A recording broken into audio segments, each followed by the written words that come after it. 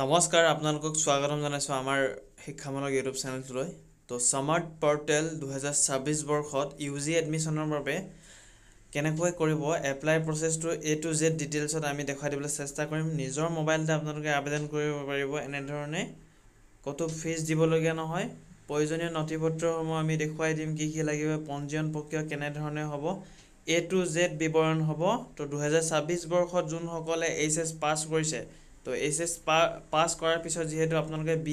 BSc BCom first ইয়েৰৰ admission ল'ব, তো তাৰ বাবে আমি ফুল প্ৰচেছটো নিজৰ মোবাইলতে দেখাই দিবলৈ আগবাঢ়িছোঁ। তো যদিহে ভাল পায় তেন্তে নিশ্চয় লাইক কৰিব, শ্বেয়াৰ কৰিবলৈ নাপাহৰিব বন্ধুবৰ্গৰ সৈতে। আৰু প্ৰথম যদি চেনেলটোত আহিছে তেন্তে চেনেলটো ছাবস্ক্ৰাইব কৰিবলৈ নাপাহৰিব, যাতে আগন্তুক দিনত এনেধৰণৰ আপডেটখিনি পাই থাকিবলৈ। তো আপোনালোকৰ বহুত সুবিধা আছে, যিহেতু BA BSc BCom first year পঢ়াৰ উপৰিও আপোনালোকে অন্য ধৰণৰ ITI ধৰি লওক, মেডিকেল লাইনত নীটৰ exam, BSc nursing, B.Pharm D.Pharm সকলোবোৰ দিব পাৰিব। ঠিক আছে,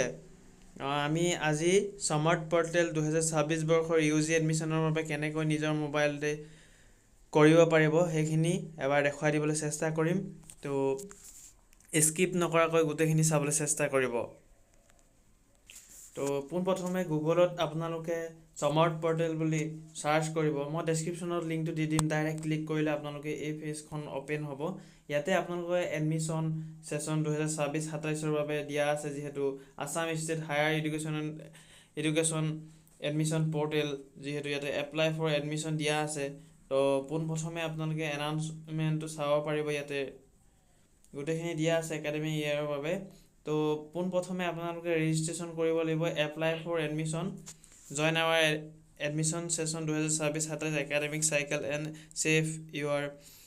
future with our specialised programmes. তো ইয়াতে প্ৰস্পেক্টাছ দিয়া আছে, লগতে আপোনালোকে নিউ ৰেজিষ্ট্ৰেশ্যন হয়, যিহেতু নিউ ৰেজিষ্ট্ৰেশ্যন কৰিব লাগিব। তো নিউ ৰেজিষ্ট্ৰেশ্যন কৰাৰ পিছত আপোনালোকে নেক্সট পেজলৈ বা লগ ইন কৰি যাব লাগিব। তো আপোনালোকৰ ইয়াতে দিয়া আছে ইম্পৰ্টেণ্ট ইনষ্ট্ৰাকশ্যন কিছুমান, য'ত নেকি আপোনাৰ নামটো ছেম হ'ব লাগিব ক্লাছ 10ৰ বৰ্ড মাৰ্কশ্বিটৰ মতে। ঠিক আছে, তাৰপিছত portal through their register email address ইয়াতে দিব লাগিব, যিহেতু ৰেজিষ্টাৰ ইমেইল এড্ৰেছটো দিব লাগিব, আৰু এক্টিভ ইমেইল এড্ৰেছটো দিব লাগিব যাৰ অনলাইন কৰিব তেওঁৰ। তো আপোনালোকে যদি নিজেও কৰিব নোৱাৰে, আমাৰ টীমক আপোনালোকে দিব পাৰে অনলাইনটো।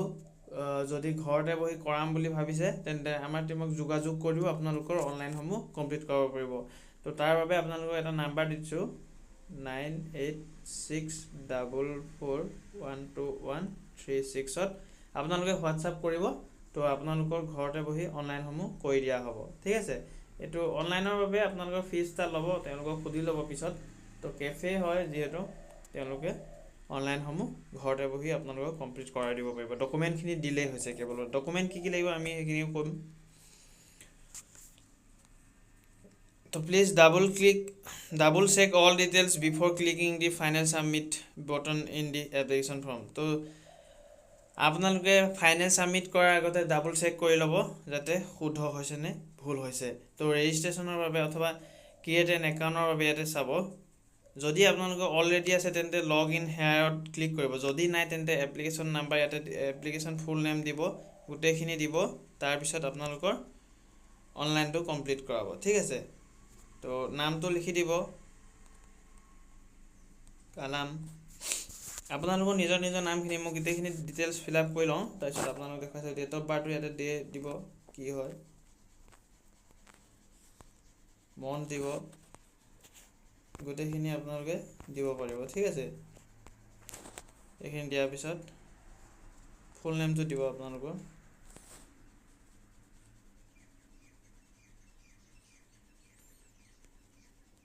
ইয়াতে চাব গোটেইখিনি ইমেইল দিয়াৰ পিছত পাছৱৰ্ডটো এনেকুৱা ধৰণৰ দিব যাতে আপোনালোকে মনত থাকে, নিজৰ নামত দিব, এট বা চনটো দি দিব। ঠিক আছে, তেতিয়া মনত ৰাখিব আপোনালোকৰ। আৰু এই পাছৱৰ্ডটো আপোনালোকে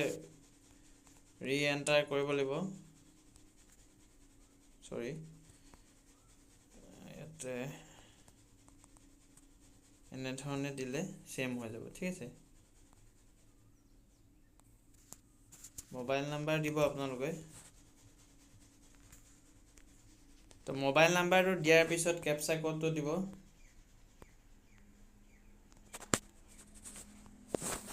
তাৰ পিছতে আপোনালোকে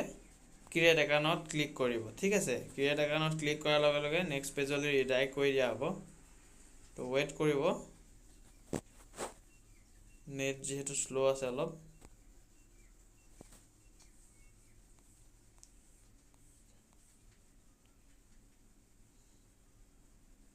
তো এটো অলৰেডি ৰেজিষ্টাৰ হৈ গল বুলি কৈছে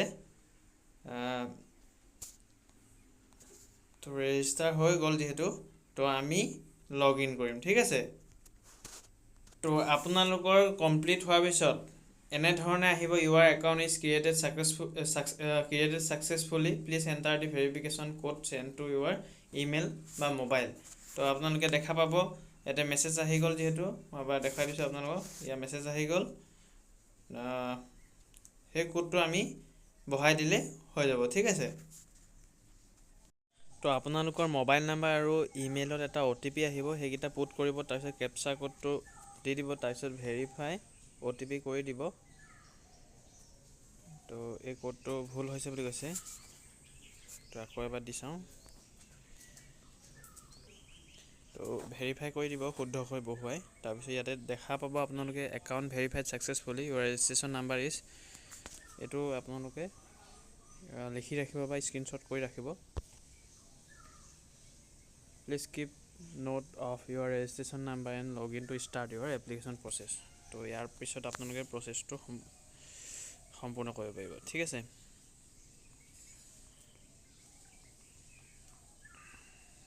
ডকুমেন্ট চেকলিষ্ট কি লাগিব ইয়াত চাব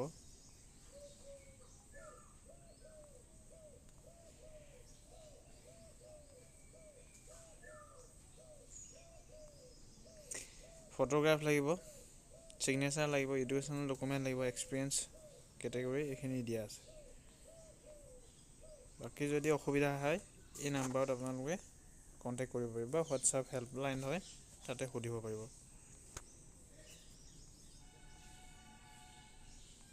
ঠিক আছে তো এইখন কলেজ লিষ্ট দিয়া আছে বাকি এতিয়া আপোনালোকে কি কৰিব লাগিব লগ ইন কৰিব লাগিব লগ ইনত ক্লিক কৰিব লগ ইনত ক্লিক কৰাৰ পিছত আপোনালোকৰ যোনটো ইমেইল বা মোবাইল নাম্বাৰ হেতু দিছিলে হেতু দি লব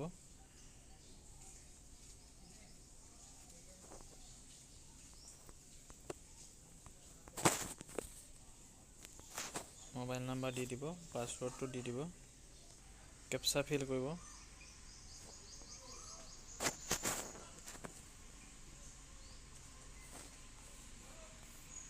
তাৰপিছতে লগ ইনত ক্লিক কৰি দিব লগ ইনত ক্লিক কৰাৰ লগে আপোনালোকে আকৌ এবাৰ এনে ধৰণে আহি যাব তো ইনকাৰেক্ট দেখুৱাইছে আকৌ এবাৰ দি চাওঁ তো লগ ইন কৰিলো লগ ইন হোৱাৰ পিছত যেহেতু এনে ধৰণে আহিব ওয়েলকাম মনোজ নৰ ৰেফাৰেন্স নাম্বাৰটো ইয়াতে থাকিব প্ৰফাইল ইজ নট কমপ্লিটেড বুলি দিয়া আছে পেন্ডিং দেখাই আছে তাৰ পিছতে আপোনালোকৰ যোনকিটা স্টেপ এপ্লিকেশ্যন প্ৰচেছৰ সেইখিনি চাব step 1 complete profile step 2 select programme and step 3 submit তো এইকিটা কমপ্লিট প্ৰফাইলত ক্লিক কৰাৰ লগে লগে আপোনালোকে নতুন এখন ডেশবোৰ্ড দেখা পাব তো ইয়াতে ক্লিক কৰিলে আপোনালোকৰ ফুল নেম ক্যাটাগৰী ইয়াতে মেল ফিমেল বহাই দিব ডেট অফ বাৰ্থটো সম্পূৰ্ণ বহাই দিব তাৰপিছত ক্যাটাগৰী কি হয় SC ST EWS যি হয় আপোনালোকে বহাই দিব ক্যাটাগৰী সাৰ্টিফিকেট নাম্বাৰ যদি আছে তেন্তে দিব যদি নাই বা আপোনালোকে দিব নিবিচাৰে তেন্তে নিদিলেও হ'ব যোনখিনি ষ্টাৰ মাৰ্ক আছে সেইখিনি মেন্ডেটৰী হয় সেইখিনি দিবই লাগিব ইয়াতে যেনে Gmail mobile number blood group mandatory নহয় হলো আপোনালোকে যদি জানে তেন্তে দিব পাৰে ডমিসাইলটো আসামৰ হয় ইয়েস এনে ধৰণে সিটিজেনটো ইণ্ডিয়া ইয়েস ৰিলিজিয়ন দিব পাৰে নিদিব পাৰে আইডি প্ৰুফ দিব লাগিব যেহেতু আপোনালোকৰ পেন কাৰ্ড এনে ধৰণে সিলেক্ট কৰি পেন আইডি নাম্বাৰটো বা ভোটাৰ ID নাম্বাৰটো দিব লাগিব ঠিক আছে মই এইখিনি ফিল আপ কৰি আপোনালোকৰ এটা মাদাৰ্ছ নেম দি দিব mothers occupation mother qualification mothers office address mother mobile number যদি আছে father name father occupation father qualification গোটেইখিনি দিব ইউৰ ফাদাৰ ইউৰ গাৰ্ডেন য়েছ ন' চিলেক্ট কৰি দিব এমাৰ্জেঞ্চি কণ্টেক্ট নাম্বাৰ দি দিব এনুৱেল ইনকামটো ইয়াতে চিলেক্ট কৰি দিব আপোনালোকৰ অনুযায়ী লেছ দেন 1 লাখ সেইটো দিব পাৰে এইটো আপোনালোকৰ এভেইল ফি ৱেইভাৰ যদি য়েছ হয় য়েছ যদি no' university registration details applicable তো have you enrol in university autonomous college before তো য়েছ ন' দি দিব গোটেইখিনি ইয়াতে দিব লাগিব যদি য়েছ হয় ঠিক আছে আদাৰ কেটেগৰী কোটা যদি PWD হয় এইখিনি যদি আছে তেন্তে দিব পাৰিব যদি নাই নট এপ্লিকেবল ছাৰ্ভিচমেন যদি হয় আপোনালোকৰ পিতৃ মাতৃ তো এক্স ছাৰ্ভিচমেন ডাটা চন দিব পাৰে এক্সট্ৰা কাৰিকুলাম এক্টিভিটি যদি আছে এইখিনি fine art fashion fine arts music theatre গোটেইখিনি যোনটো আছে সেইটো দিব অৰিজিনেলটো দিব I you a dependent of a freedom fighter যদি হয় তেন্তে য়েছ দিব যদি নহয় ন' দিব স্পৰ্টছ কোটা যদি আছে তেন্তে দিব য়েছ যদি নাই নালাগে নেম অফ দি স্পৰ্টছ কি খেলে আপোনালোকে যদি আছে দি দিব